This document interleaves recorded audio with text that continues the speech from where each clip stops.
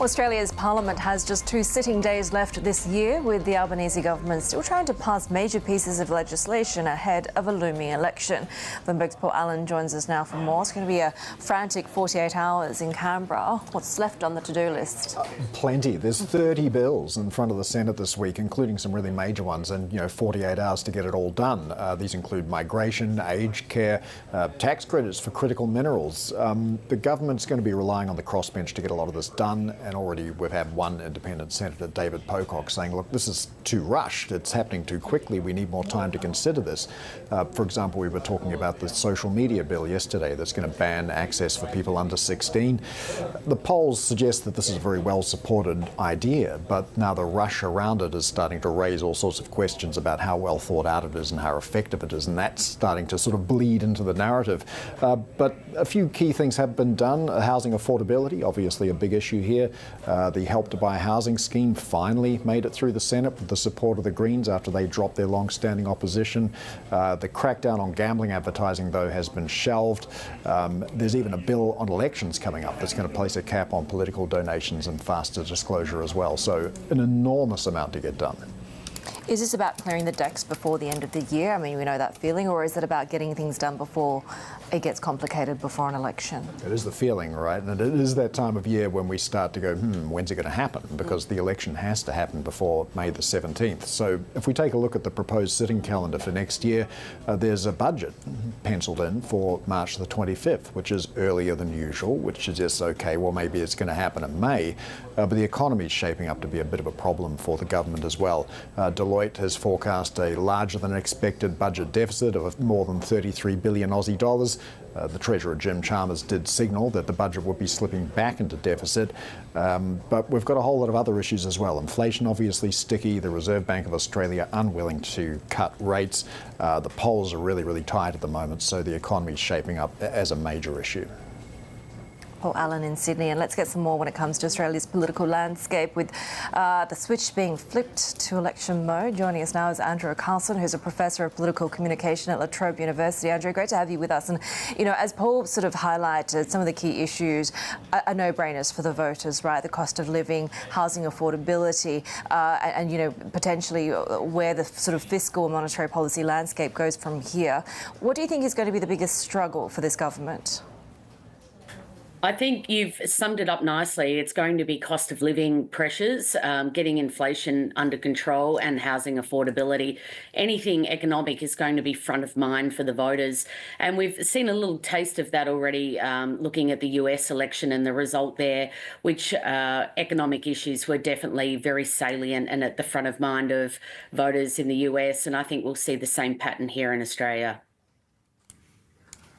It's interesting you talk about, obviously a lot of these are global issues, not particular to Australia. Do you think we'll see the same sort of populist discontent? I mean, we've seen with the likes of Queensland, for example, that any kind of attempt to revive a US-style abortion debate has backfired. Yeah, that's true. I think the US election, Australians increasingly watch US politics, and certainly Australian politicians do. I think the triumph of Trump will embolden some Australian politicians to take more populist rhetoric to the electorate.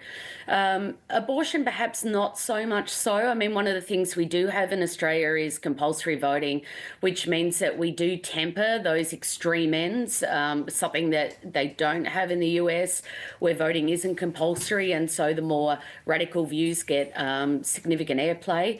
So I think that may not come to play as much with abortion, but I think it will definitely be true when it comes to economic issues and cost of living. We've already seen President-elect Trump announcing tariffs today on China, not to mention Mexico and Canada. As we head towards a busy political season in Australia, how difficult and challenging will the communication be for the Albanese government to really stay focused on domestic issues when you also have a lot of geopolitical noise?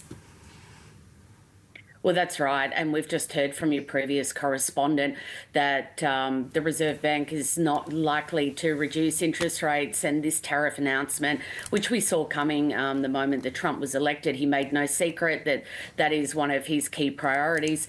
Australia might be in a fortunate position because we do have a trading deficit with America and a good relationship with the country, but it will require a lot of behind-the-scenes diplomatic efforts to try and scope Australia out and have tariff exemptions.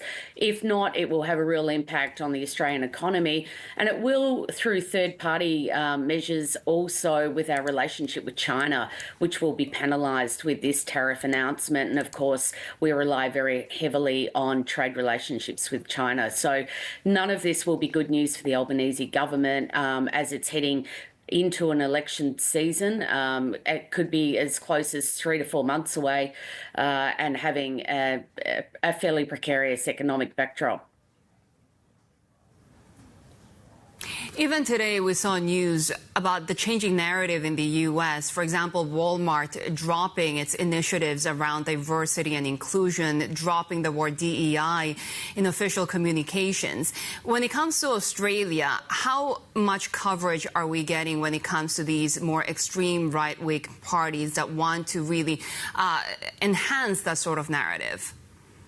Well, there's a very anti-woke culture going on in some segments of the US, and we will, as we often do, Australia is usually about 1 or 2 election cycles behind the US. We're already seeing some of that anti-woke, in inverted commas, language coming into the Australian media with some commentators that are sympathetic to the Trump agenda here. So I think as we go into the next election campaign, there will be some politicians emboldened by Trump's victory and will be using similar types of narratives.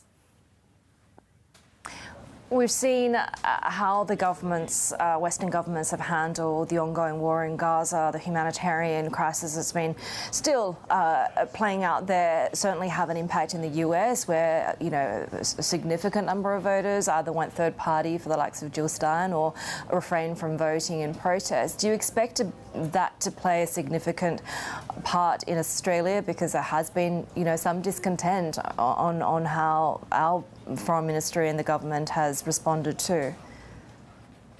Yes, I think this will be central for some electorates that have large diasporas of Muslim voters.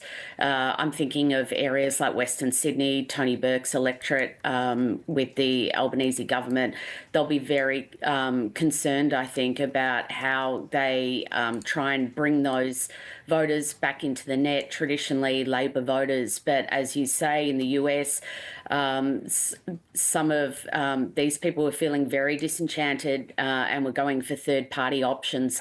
And I think that will be another challenge for the Albanese government heading into the election.